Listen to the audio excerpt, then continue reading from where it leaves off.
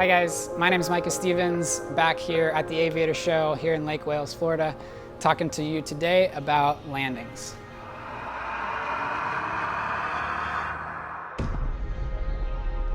This video is featuring my 3-month-old son Emmett, and we're here today to talk to you about landing. This video is not intended for you to take these lessons and bring them out to the field yourself. You really do need to have an instructor out on the field with you to make real-time feedback pressure calls. Keep those hands up, keep those hands up. Don't pull, don't pull, don't pull. Steering calls, making sure you're into the wind.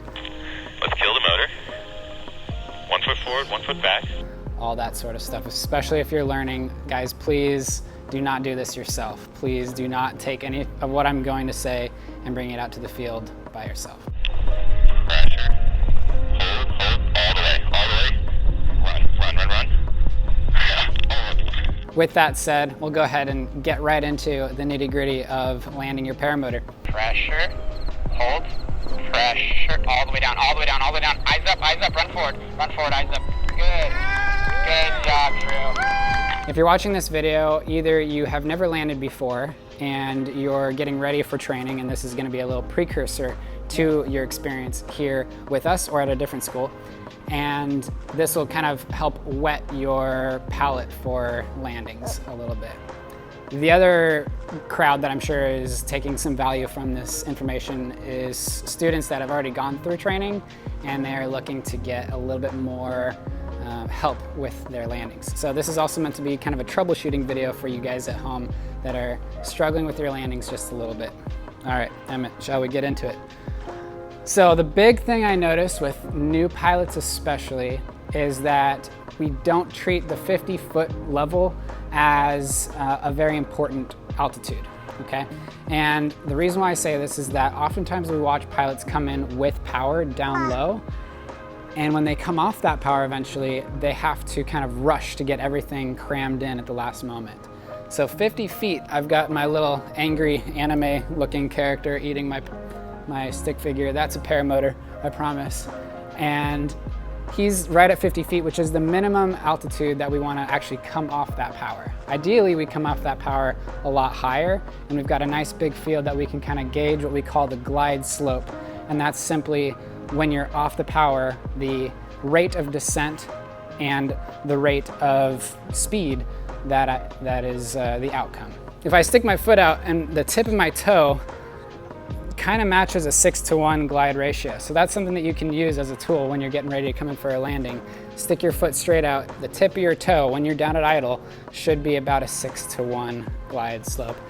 In other words, that's the point where you're probably gonna touch down, roughly in that zone.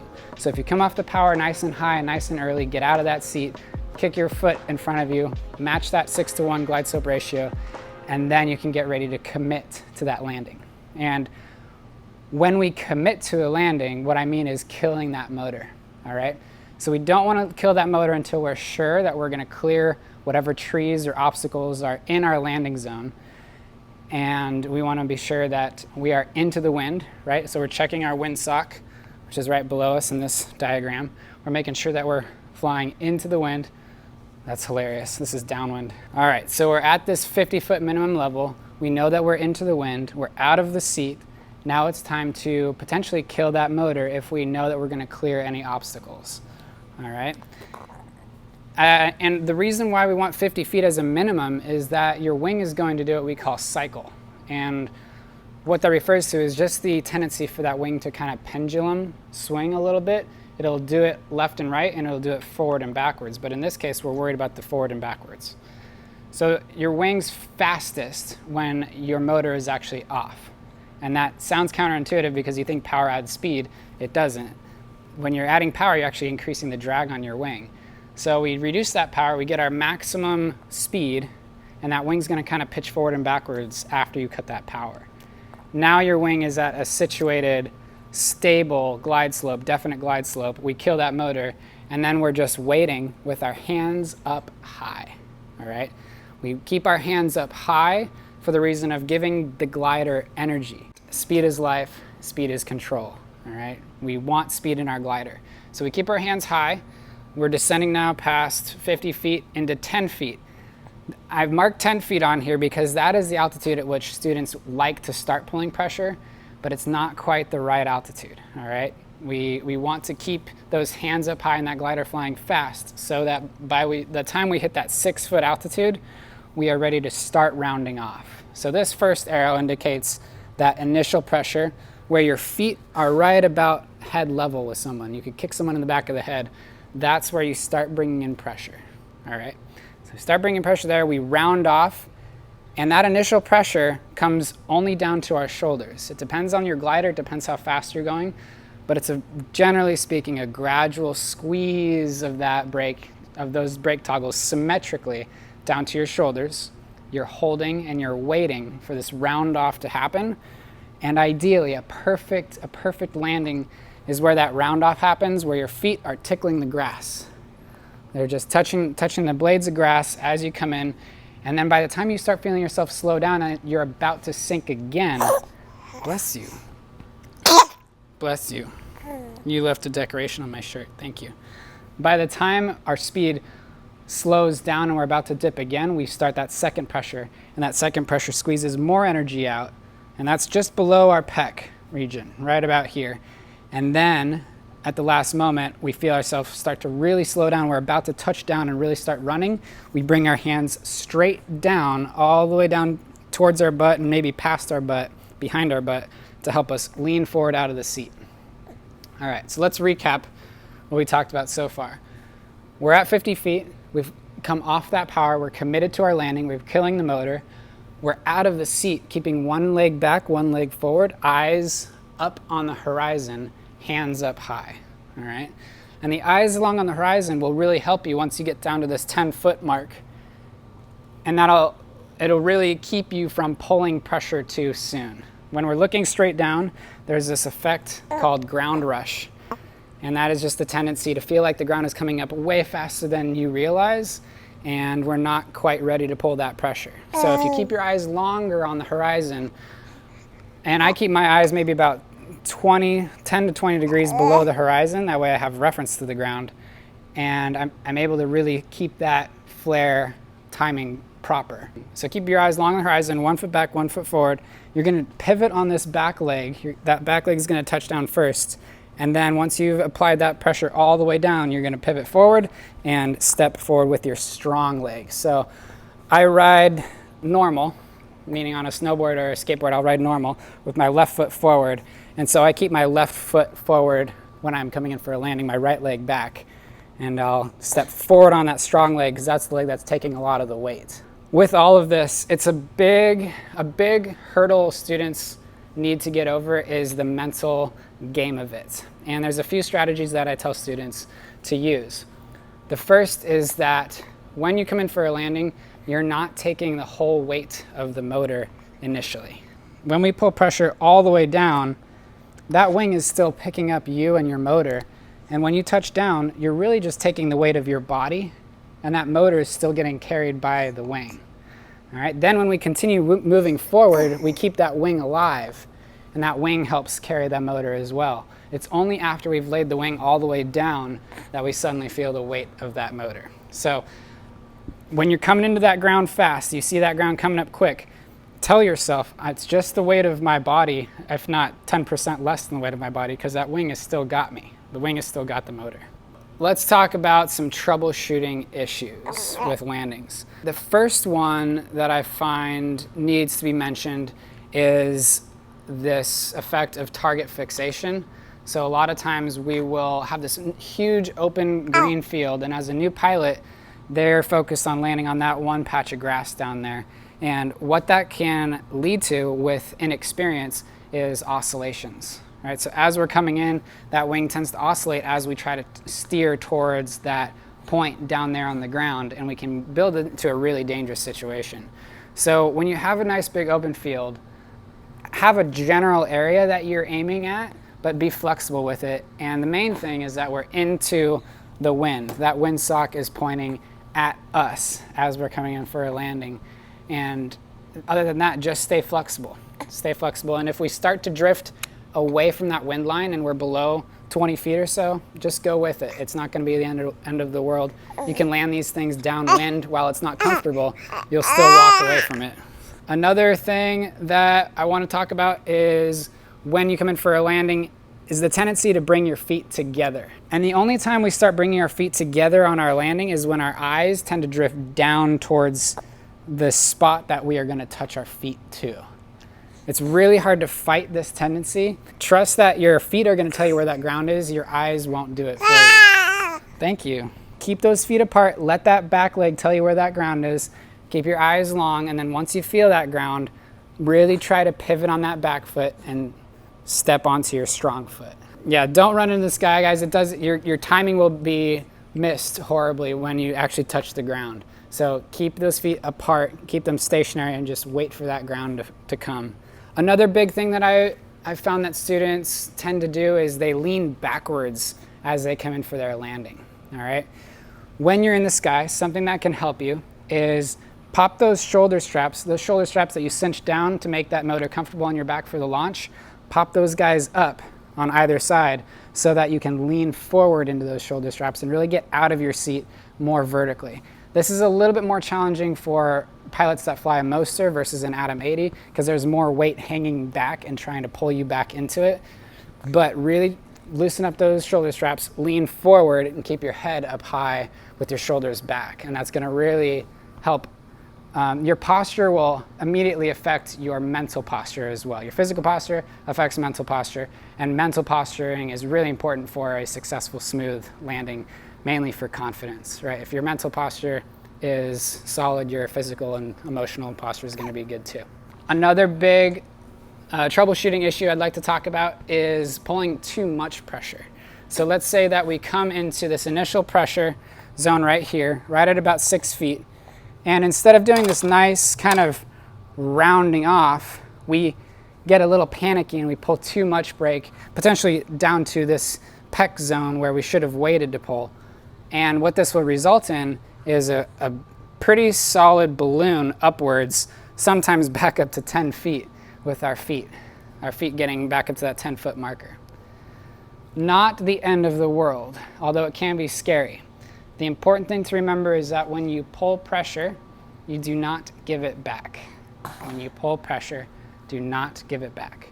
The reason why is that if we pull too much pressure too soon, that wing is going to be surging back behind us, and we're going to be here, and that wing's going to be behind us. If we give that pressure back, this wing that's lagging behind us now has a lot of potential energy to surge forward and dive into the ground, us along with it. So we really want to keep those hands down and just wait. And what we're waiting for is the top of the balloon. Once we crest the top of the balloon, or that arc that we're making with our body, then we go immediately to punching it out all the way down, okay? So what it would sound like on the radio is, wait, pressure. Okay, too much, hold, all the way down, and it's going to be a very vertical kind of parachutal plop down under the ground, and it's still very what we call stand-upable. The main thing that I see students do when this happens is they bring their hands back up, and then they realize the mistake they made, and then they pull pressure all the way down. Sometimes it can result in a broken propeller, but generally it's just a dinged up frame or something like that. But the other thing that you want to be sure of once you come in for a landing is that we continue moving forward, all right? Once we come back to the ground, we are in a taxi phase one more time, all right? Airplanes don't just land on the runway and then get out of their airplanes right there. They actually taxi their aircraft back. And a good adage would be that we're not done flying that aircraft until the wing is back in the bag, all right? That wing is still able to fly even though we're not kiting it, all right? I'm gonna need to put him down really quick. Yep, here you go. Let's talk about the other side of that. Too much pressure is too little pressure, okay? This is more of an obvious issue, right? We don't pull enough pressure and we end up hitting the bottom of our cage onto the ground, or potentially our leg, and our leg getting stuck behind on the bottom of the cage, and that's not a comfortable situation. So a good rule of thumb and something that will save you is that if you feel a foot touch the ground, go immediately to this middle zone, okay? That's gonna keep you from doing too much taking too long to round off out of that situation, and it's also going to kind of help you pop back up into the air. So if your eyes are long and you're just waiting with those hands up high, you feel that back foot touch, oh shoot, I was too late. Pull quite a bit of pressure to keep you up off the ground and from hurting yourself, but then just hold there and wait for this balloon to happen to finish it off with pressure all the way down. Another troubleshooting point I'd like to mention is having our leg straps too tight, all right? It's a comfort thing that students like to feel on their launch. You know, their leg straps are nice and snug on them. They know that they're clipped in. But then when they go to get out of their seat, they can't quite get out of their seat, and they're still kind of in their seat. And when they start to bring in their pressure, that wing starts to lag back behind them, and they feel themselves sit back into the seat. It's almost inevitable. So if those leg straps are too snug around our loins, that's going to keep us in the seat and not able to get out of the seat. The overarching issue that I think I'd like to address for troubleshooting is our mental space. If you've had failed landings in the past, leave them in the past. Do your best to stay present. It's much easier said than done. But one thing that will help you with this is just take a good deep breath. 4 seconds in, hold for 4 seconds, breathe out for 4 seconds, and really kind of let that stuff go. Look around, enjoy the fact that you are indeed flying in the sky. It's a beautiful thing, and you're doing an awesome job doing it. Whether or not you land on your feet doesn't really matter. That's the goal. But as long as you're walking away from it and you're being safe, that's what counts. So take a deep breath, relax, you're having fun, and let's keep working towards that goal of a nice, smooth, badass landing. That was me spewing at you for half an hour. Now let's go and look at some real-time examples of students not doing a perfect job and what they did wrong and how to fix it. Okay guys, so we've got a couple landing examples here on the computer. I'm gonna go ahead and skim through. The first thing you'll do in training, depending on the school, the first thing you'll do in training here at Aviator is towing. So before we actually connect you to a paramotor and have you do it on your own, we're going to have you in a slightly lower risk situation where there's no motor. So just going to play this video forward here and then we'll talk about it.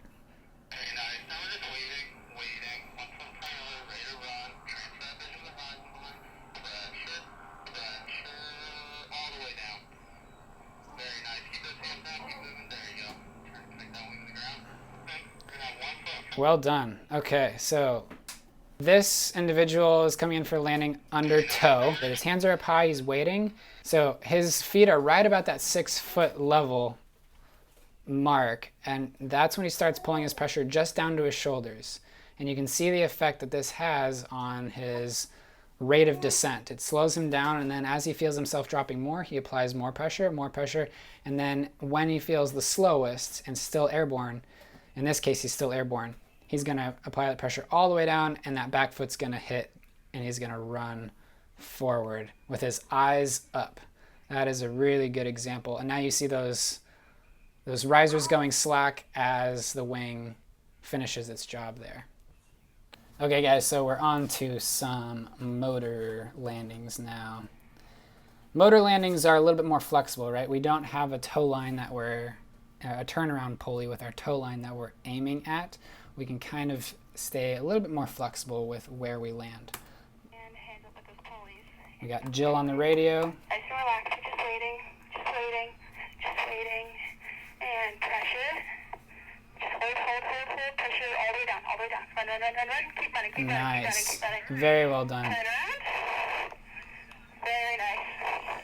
Oh, notice where his hands are. You can see that there's very little minor brake pulley distance between the toggle and the brake pulley. And you can see that that trailing edge is nice and crisp and clean. There's no deflection happening there. And that initial pressure comes in right at about between 4 and 6 feet. That rounds him off nicely. It may have been a little strong, so his round off and plateau happened with his foot off the ground, but again, this is nitpicking. Jill is asking him to hold. We don't want to pull more pressure and balloon back up, so she's asking him to hold and wait for that plateau to start to drop off again, and then she's asking him for all the way down, pressure all the way down. He stands up nicely, once we're back on the ground, try to get those hands back up before turning around. There's no rush to turn around right away. We can reestablish the taxi phase, and then we can turn around and kite that wing down like a boss. Turn around. Very nice. But he lays it down nicely on its trailing edge, so that's awesome. Hold that little bit of light pressure. We're just waiting, ready to run. Kill the motor. Kill the motor. We're waiting, and pressure. Pressure comes in nicely, rounds off. All the way down. All the way down. Perfect. Keep running. Okay, in that case, we saw the pilot touch the ground and get his hands up almost immediately. And what can happen with doing this is the wing will do a front tuck. It'll surge forward and it'll do a front tuck. And remember, you've got a hot motor on your back and potentially a spinning blade of death that we want to keep that wing away from, bottom line. So keep those hands down to keep the wing behind you. Keep running. Just as insurance, just as a cheap insurance. To our left hand, 90-degree turn. Ooh, look at that moon. To the left lean, pull to that left shoulder and hold. Maintain that throttle as you turn. Okay, mismatching audio here, but let's talk about what happened despite the audio. Okay, coming in for landing. One thing I noticed is that his hands are pulling a little bit of pressure already. His feet are together, his knees are bent. Ideally, we've got that right or left leg back, pressing that seat board down and behind us, and our chest is forward in front of those risers as much as possible. But in this case, we're kind of leaned back in that seat as we come in for a landing here. That pressure kind of comes out in front of him. So see how his hands are kind of out in front of his body. We want to keep those hands in line with our body, with our torso, so that we don't have this tendency of pitching backwards back into the seat.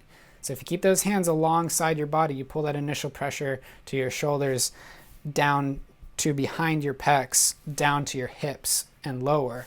That's the solution to this landing here. But we see how he's not able to get out of his seat, and he doesn't pull his pressure all the way down. So the only thing that could have saved him was really pressing those legs down and back and really getting those hands down to slow him down and give him as much lift, give him as much loft as possible. Still a good landing. Any landing you can walk away from is a good landing, guys. All right, coming in nice and smooth. Wing is stable, hands are up high. We got 1 foot back, 1 foot forward, just barely. And that pressure was a little late. That pressure was just a little late. But notice how, even though he's about to touch the ground, as soon as that back foot hits, he's bringing in pressure. If you watch it nice and slow, I can play it frame by frame here. So his back foot touches almost simultaneously with his pressure. It's a little late, of course, so he's got to bring in more pressure. The cage hits the ground, the prop hits the ground, but he's bringing in those hands down past his butt, and you can see the effect that has. It really picks him back up off of the ground. He gets those eyes forward, and he's looking at his wing already. Ideally, you're keeping those eyes forward. Let's reestablish the fact that we are on our feet, keep moving forward, which is what Judson is doing here expertly, is encouraging him to keep kiting that wing forward before turning around. But a good landing nonetheless. This is a testament to Helix props, by the way. They can take a good chunk out of the dirt and still be in flyable shape. So they are good propellers. All right, let's check out this next one. Oscillating a little bit. We're waiting, and pressure. Hold, pressure all the way down. Run. What a fantastic job. Very good, and hands up slowly. Turn around, hands back down. All right, the one thing I'll say on this video is that when we get those hands back up, pressure. Hold, pressure all the way down. Run. Such a good job. When we get those hands back up, stay a little low in that pressure. meaning come back up to the shoulders and just kite it from there. But if we go up high, we're asking that wing to do what I mentioned before of doing a surge. So see, as his hands actually come above any sort of control pressure, that's not giving you good feedback from the wing. So just be aware of that. Hands back down. Let's check out the next one here. Waiting. All right, quick observation. Already I'm seeing he's above 6 feet. He's right at that 10-foot marker, and he's doing this newer pilot tendency of pulling a lot of brake pressure, almost 1 whole foot of brake pressure from the pulley to the toggle. And you can see, you can't really see too well, but you see a little tiny nipples poking out from the back trailing edge of this glider, and a little bit of deflection and shadow right here. That's energy that you could be using for our round off. Pressure all the way down. Get that back leg down. Get it down. Get it down. Run, run, run, run, run. Nice, dude. Okay. Nice. Run, run, run, run down. Get it down. Leg back. All right. What we see here is this tendency to want to run in the air, right? So that's not helping you at all. It's just going to make it, it's a roll of the dice whether or not you stand up a landing when you're already running prior to touching the ground. Because at some point your feet are together. It's like the clock being right twice a day, except it's wrong twice a day. So keep those feet apart, just like this. Wait for that back foot to touch, and then begin running once you feel the ground there. But you don't want to just roll the dice on a landing with those legs. All right, let's move on. He still stood it up like a boss. That's what we like to see. All right, so already I'm seeing a lot of oscillation here. Hold a little left. Okay, kill that motor. Kill that motor. Good. 1 foot forward, 1 foot back. Eyes on the horizon. Just wait. Look forward. Wait. Pressure now. Whoop, that's okay. Okay, so what I would have done differently in this situation is throttled up and gone around. All right, there's hopefully no emergency landings that we're making at our landing zone, right? So if we don't like the landing, if we don't feel solid in our landing, let's go around and set up again. There's nothing wrong with that at all. All right, airliner pilots do it all the time. Okay, kill that motor. Motor. Good. 1 foot forward, 1 foot back. So we've got a lot of pressure pulling early. Wait. He starts pulling that pressure before our instructor asks, and she's kind of slapping him on the wrist. Hey, you gotta wait, man, or otherwise we're gonna have a rough landing here. So he listens as best he can, and she's not quite pulling that pressure that she's asking for when she's asking for it. And that results in a little bit of a butt landing. Super smooth, right? Still a very smooth landing. It's just, we're trying to make you guys look cool. That's the whole goal of this. All right, we got the dude man with the beard coming in here. A little bit of an oscillation. Hands are up high. We're waiting. Our pressure, a little stiff on the pressure. So that initial pressure ended up coming into what we call the red zone. So the green zone is down to our shoulders. Yellow zone is down past around our pec area, and then the red zone's anywhere below that. So we're pulling quite a bit of pressure all at once. Pressure now. All the way down. Stand up. Brakes down. Run forward. Okay. Much better. So if we turn around, or whatever we do after our landing, do so as confidently as you can. So if you're going to turn around and just backpedal, but we don't want to what a good instructor mentor taught me, which is not to vacillate in your decision. So once you make that decision, stick with it, go with it, and try not to waver or second guess yourself as much as you can. Pressure now. All the way down. Stand up. Brakes down. Run forward. But a landing, he stood up, and that is excellent. Wait. Let's see how we're progressing here. All the way down. Run forward. Kill. So the thing that saved him here from a faceplant landing, to be honest, is the fact that he's got lots of wind. You can hear it in the video microphone. He's got lots of wind to keep his ground speed slow. Let me rephrase that. He's pulling a lot of pressure all at once, and that's picking him back up off the ground, and he's not following through with that punching it all the way down thing that we talked about earlier, of getting your hands down by your butt. And then he gets his hands up pretty quickly after that. That wing does a front tuck, and it's kind of almost worst case scenario where that wing were to hit that hot motor.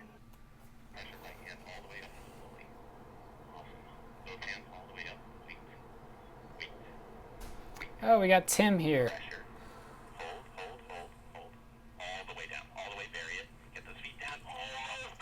Okay, the main point to make here is that he doesn't get his hands all the way down. He still has about maybe 4 to 6 inches of brake pressure to slow himself down and lift himself up.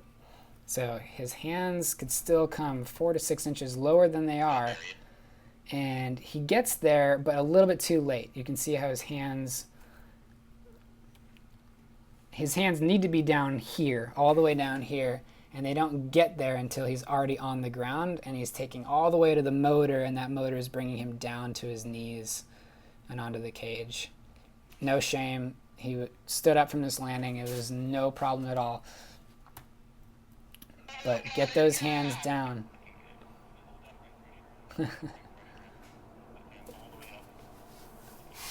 All right, dude man's coming in. Hands are high. We're waiting.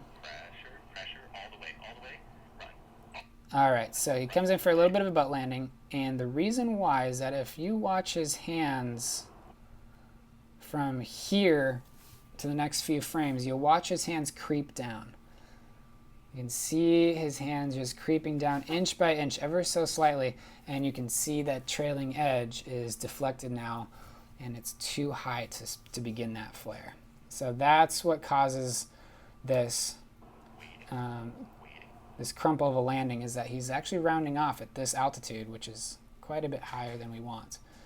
And you've got to be a lot more precise and a lot more punchy with those brakes when you start pressure creeping down to your shoulders up high. Yep. The solution there is just more patience with the hands. All right, we'll just watch a few more videos. Our friend here is coming in pretty hot. His hands are staying up high, and that initial pressure just comes in a little late, just a little late and a little slow. Yeah, and the instructor admitted fault there. He asked for that pressure call, that initial pressure call, just a touch late, and he just kissed the bottom of the frame. He was able to get those hands down and pop himself back up and run forward again. No harm, no foul. All right. Coming in nice and smooth here, Tim. Okay, now the first thing I'm seeing here is pressure creepage. So our hands are pretty high here. You can still see a little bit of deflection in the right wingtip. Same is probably true on the other side. Pressure, hold, pressure, all the way, bury it. Nice job, Tim. Nice job. He had the wind to give him that slow speed and keep his lift up. And he did a great job keeping his eyes forward. He does an awesome job keeping his eyes forward on the horizon. As he comes down to the ground, his eyes stay up. And that allows him to continue moving forward. And he's stoked. Lean forward out of the seat, 1 foot back, 1 foot forward. Lean forward, good. Eyes up, we're gonna wait, hands up. Wait, pressure, all the way down, on your feet. Run forward. Good So job, Bill. close. I'm right here. Dad on the orange ring. So very close. All right, back it up a touch. With my buddy Bill here, a lot of it was just confidence. A lot of it's confidence. But if we take a look at his eyes are kind of straight down at the ground, which doesn't really give him a good sight picture as to where he's landing. But his hands are nice and high. He's waiting with those hands up high. Weights, hands up. Weights, pressure.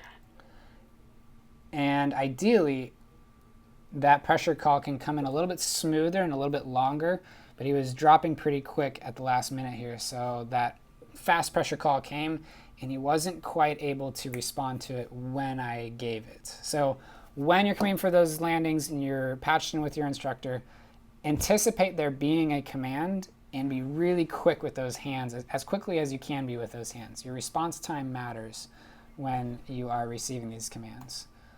All the way down on your feet. Run forward, run forward, run forward. Yeah, and I'm just willing him with my voice. Come on, run forward. Pretty good brake control. The only thing that could have been better here is a little bit earlier on the flare and following through hard with those hands. All the way down on your feet. So his hands are out in front of him. He's leaning back into the seat. His eyes are up now, but his feet are out in front of him, and that's a really hard position to recover from as far as landing on your feet goes. Run forward, run forward, run forward. Good job. But nonetheless, a very smooth landing.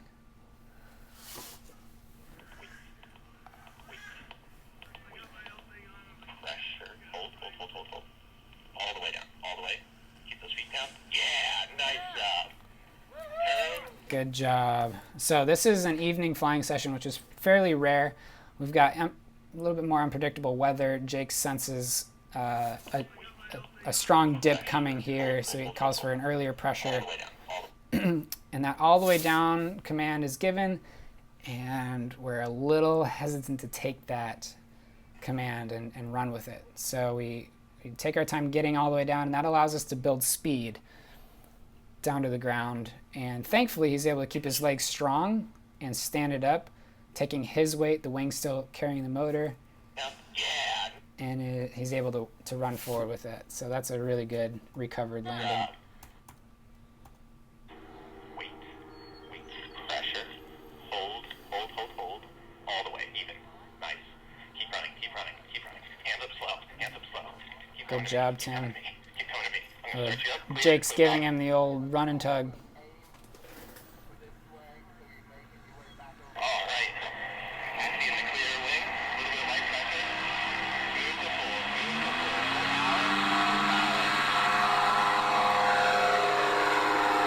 Nicely done, Tim. Look at that smile. What a cheesy guy. And a good landing. Very good landing. A little bit of an oscillation here. Wait. A little bit of an oscillation, but the main thing with an oscillation, when it comes time to flare, if you've made the decision to land during an oscillation, the main thing is keeping your hands symmetrical. Okay, if you're rocking back and forth, the tendency is to, as you fall one way, is to bring your hand down on that side. And what's that going to do to our wing? It's just going to exacerbate that tendency of that left oscillation. So if, no matter what happens, no matter how bad the oscillation is, keep your hands symmetrical just like Tim does here. Hold. All the way. Even. Nice.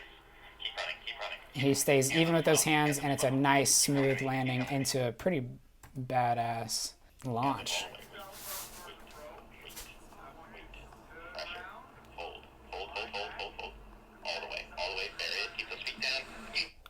Okay. It's very, very close.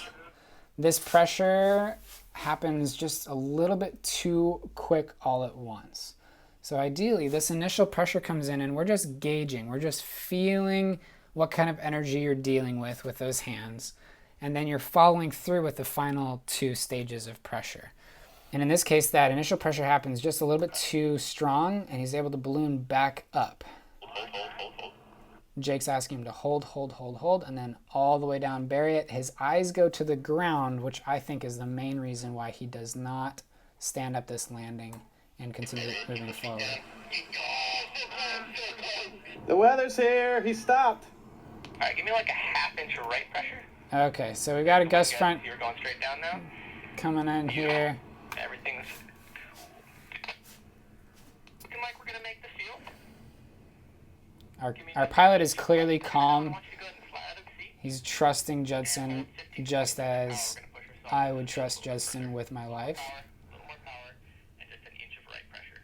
He's getting picked up a little bit due to that gust front.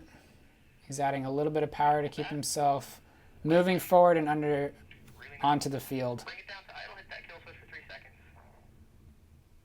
Kill, kill, kill. Judson's staying very calm on the radio. Kill that engine. He's keeping his eyes on the horizon, hopefully. Pressure, pressure, pressure. All the way down to your button, stand up. Kill, kill, kill. Beautiful. Oh, we got the turtle. I'm coming. Pilot's coming. Hold on, buddy. Okay. What an experience. So, if you find yourself in this in this comical, hopefully, hindsight, comical situation, ideally someone is out there on the field with you if this happens to you. But the main thing I want to address in this video is to really be aware of the weather conditions you're flying in when you're flying by yourself or with a small crew back home. In this case, this was later on in the flying session for students, and we saw the weather coming in, and we generally give students the option, hey, do you feel comfortable flying in these conditions given the fact that we have weather coming in? A lot of students will say, no, I'd rather stay on the ground. Some students that are really gaining experience and confidence that want more experience will opt to fly in these types of conditions so that they know what to expect later on in their training career. So this is the case for our friend who has found himself caught in a pretty strong gust front here. And we can see that he's vertically descending, if not going backwards at first. Once he gets lower, that lower air is going slower, and he's able to actually gain forward progress. Once he touches down onto the ground, we can see that that wing is still very much flying, right? But good job maintaining symmetry, punching all the way down the ground. Those eyes go down. That right hand stays a little lower than that left hand does. So while we were fairly symmetrical, we can see how that right hand is low as he's leaning to the right. And that is just the natural way our brain works. It wants to protect our body, and our hand will go down to the right side if we're leaning to the right. But this is not the solution. We want to keep those hands symmetrical. So that's why we come down onto our right side. That motor is killed, but it's still spinning because of that airspeed, right? We still have a lot of airflow going over that propeller. And now that wing's coming down behind him onto the ground, and it's going to pull him to the right. What a freeze frame. So we got an instructor coming over here, and the instructor is going to pull the B risers on one half of the wing. Okay, so he's pulling the middle lines that go to the middle of the wing to basically taco fold that wing and disable it effectively. And he's just pulling that string until he has glider in his hand, and then that pilot is safe from there. So a potentially dangerous situation that was handled very well all in all, and hopefully shared laughs afterwards. My friend's kind of in the seat, not really leaning forward, and that's probably why we take the stutter step there. We're just not quite leaning forward out of that seat, ready to run. Gonna breeze through these videos a little bit at this point. Good. Now we're just waiting. Waiting and get ready. Pressure now. All the way down. Stand up. Perfect. Brakes down. Brakes down. Brakes down. That is a very good landing. That's a great landing to reference as to what it looks like when you do it right. Get ready. Pressure now. All the way down. Stand up. Perfect. Brakes down. Good. Okay. Brakes down. Brakes down. Catch that surge. Good. So guys, I think we went over a few real-time examples, and hopefully you can kind of match what I've talked about in the first portion of this video as far as fundamentals go, as well as some troubleshooting techniques for you to use. Emmett's getting fussy, so I'm gonna have to get going, guys, but what a pleasure to help you guys improve your landings. If you have any questions, feel free to comment down below in this video. And other than that, we'll see you guys next time. And I don't really know how to sign out because I don't do this very often, but peace.